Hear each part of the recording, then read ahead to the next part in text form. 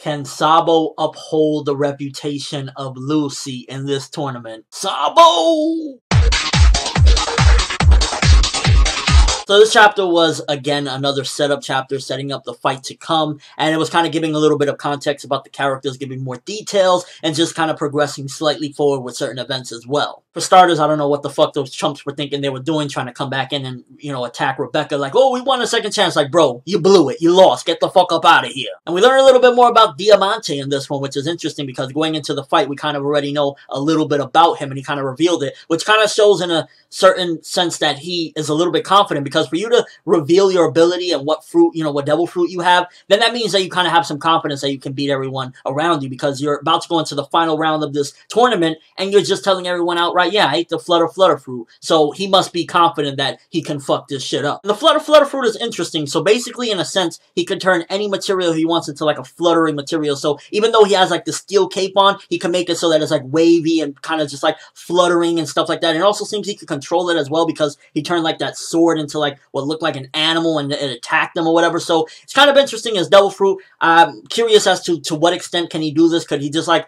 grab a laptop and just turn it into some fluttery fucking like laptop and attack people or some shit with it? I'd imagine he has an ace up his sleeve, because nobody reveals the extent of their power just like that without having a few aces up their sleeve. It would be real fucked up if on that fish there's not actually the Mera fruit on its back, and it's just, you know, some fake thing in there or nothing in there at all. Because I mean, I wouldn't be surprised. Would Doflamingo really actually just say, you know what, I'm gonna give this fruit away? Like, I'm sure he has some faith in Diamante to win this one, but at the end of the day, would he really risk putting in the real Mera fruit if he indeed has the real one? Because we're still not sure if that's some man-made, manufactured one. I'm curious, like, did he actually put that in there, or is just like, you know, treasure box holding nothing in there? Because I honestly don't see Diamante winning this one. As cool as he may be, and as beast as his power can get, I'm pretty sure it's gonna be one of the other people. Will it be Jesus Burgess? Which, oh my god, like, if you look at the lineup that you have right here, it is pretty impressive. You got Jesus Burgess from the Blackbeard Pirates. You have one of the former royalties of this kingdom, Rebecca. You got fucking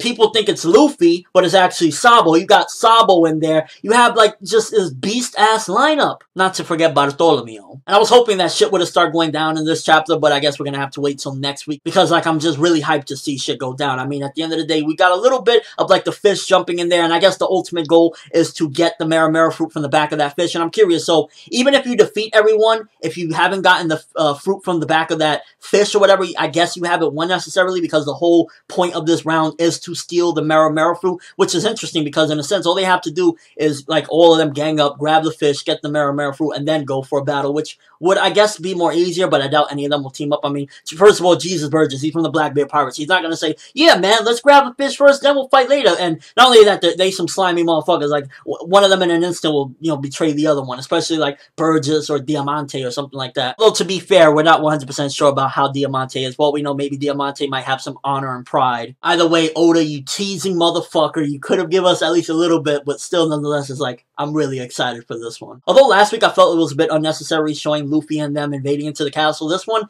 it kind of gave me like a little bit of a laugh, because they're all like, yeah, we gotta sneak in. And of course, Luffy being Luffy, it's kind of always displaying Luffy will be fucking Luffy, and he just comes and punches the fucking wall down like nothing. And that was pretty funny for me personally. I was just like, yeah, good old Luffy always gotta come in charge and not giving a rat's ass. He's like, hey, there's an opening here. Yeah, there's an opening because you fucking made it. And it's always an interesting scene when you see Doflamingo kind of get out of his element and he's not smiling, because I was just laughing my ass off when he was like, then who is this little shit that's in the tournament that I've been watching this entire time, if that's Luffy invading the castle? So they definitely caught him off guard, and they kind of threw him for a loop. So automatically right there, his plan is going to have to switch a little bit. You know, he's going to have to adjust to the circumstances, because as of right now, his mindset was, that's Luffy in there, and whatever trap he might have there, you know, you never know with Doflamingo, he probably has a trap ready. It was meant for Luffy, so he's right now like, then who the fuck is this guy? And I'm still not ruling out the connection between Sabo and Doflamingo brothers. I'm just saying. Well, that's such a stupid theory. What the fuck are you talking about, ForneverWorld? Honestly, don't see how the toys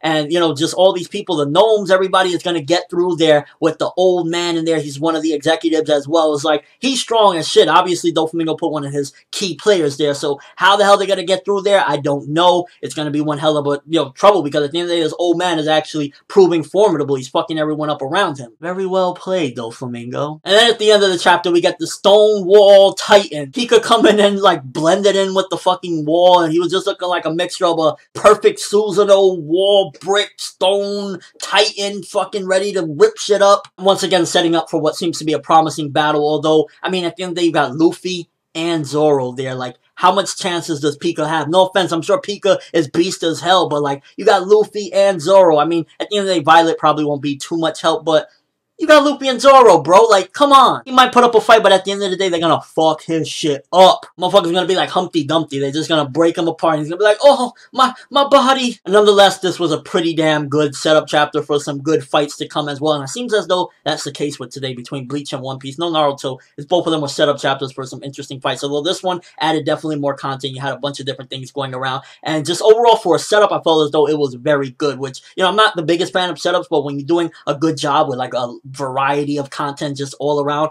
I'm pretty freaking excited. Let's just hope that we get some good Sabo action. I really just want to see what the hell Sabo can do. And it was kind of interesting the way Oda drew Sabo.